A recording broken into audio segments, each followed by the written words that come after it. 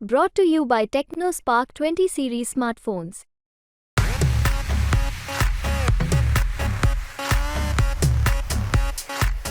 10 नंतरचा मुद्दा आहे.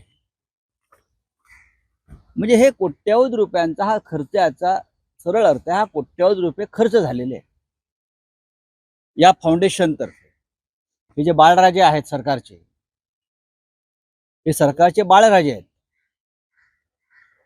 हे मुख्यमंत्री कार्यालयात बसून आणि त्यांचे जे लोक आहेत, बाळराजांचं मंडळ आहे, हे चंदा धो धंदा लो याच माध्यमातून पैसे गोळा करतायत.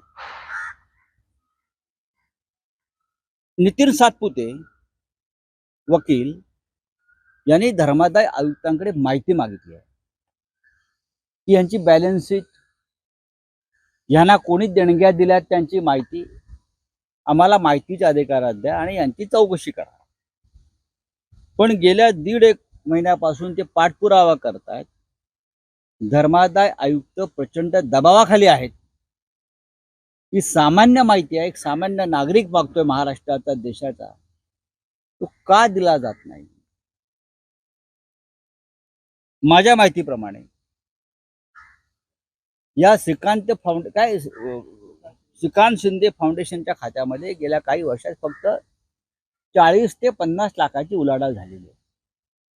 मी फक्त म्हणतो, पण त्यांनी जो खर्च दाखवलेला आहे, त्यांच्या जाहिराती, त्यांच्या केलेल्या घोषणा या काही कोटींमध्ये आहेत.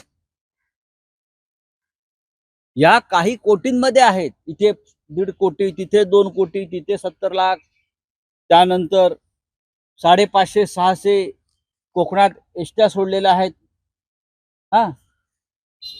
त्याचे लाखो कोट्यावधी रुपये. हे पैसे कुठून येतात? हे दानशूर आणि हे करण्याचे अवतार कोण आहेत? जे निवडणूक रोख्यांप्रमाणे तुम्हाला पैसे देत आहेत, तुम्ही ते पैसे खर्च करता असं दाखवताय.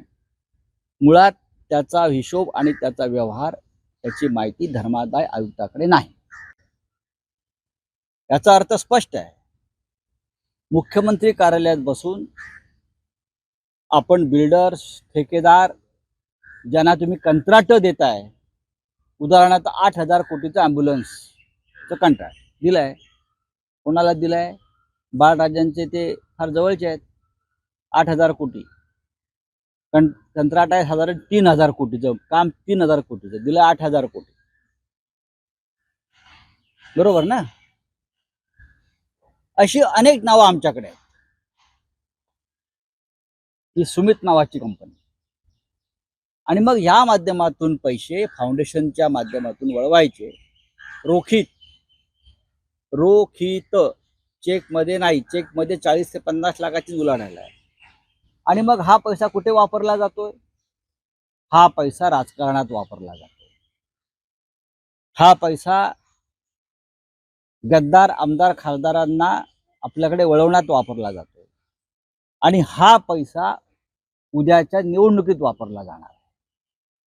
माझ्या माहितीप्रमाणे, म्हणजे आमच्या माहितीप्रमाणे आतापर्यंत आम्हाला 550 ते 600 कोटी रुपये या कंपन्या ज्या देणार आहेत, ठेकेदार, कंत्राटदार, 2 नंबरवाले, त्यांच्याकडून फाउंडेशनच्या नावानं ही कोट्यावधी रुपयांची ही लूट आहे. हा काळा पैसा आहे.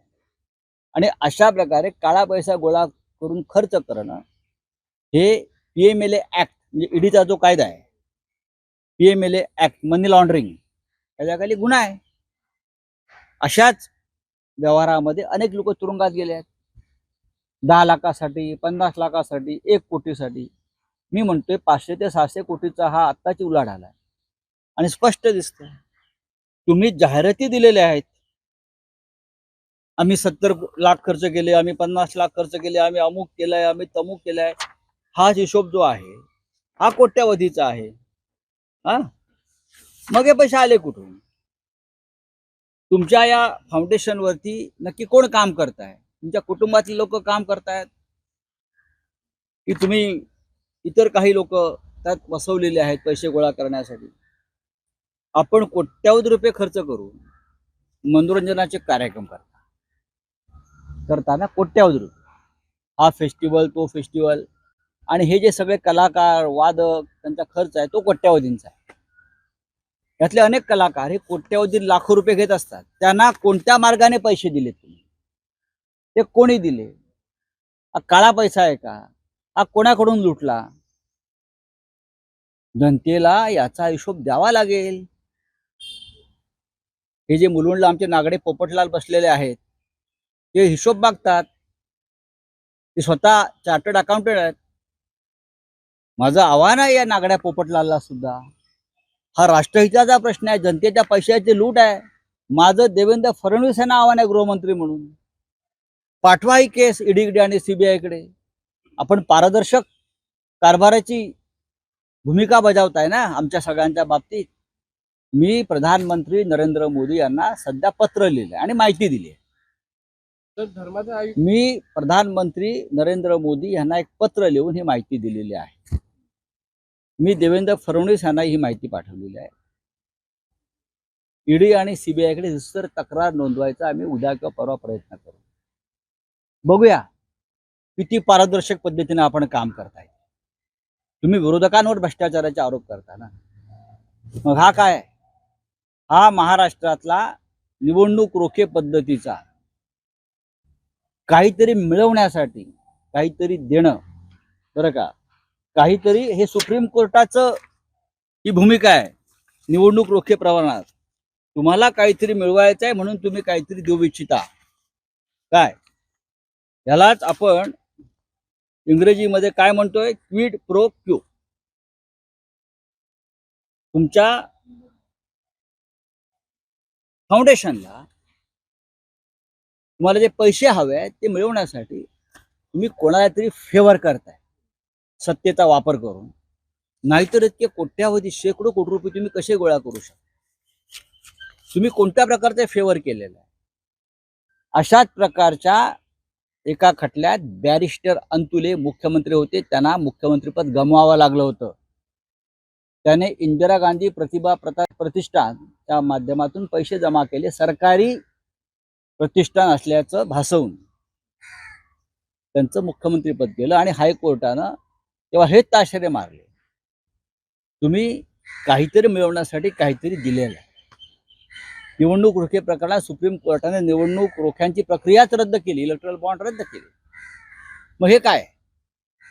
हे जे फाउंडेशन आहे हा भ्रष्टाचाराचा अड्डा आहे, ब्लॅक मनी आहे, गुन्हेगारी स्वरूपाचा पैसा यात आलाय असा जर आरोप केला कोणी, त्यात चुकीचं काय आहे? कारण यात कोणत्याही प्रकारची पारदर्शकता या क्षणी दिसत नाही.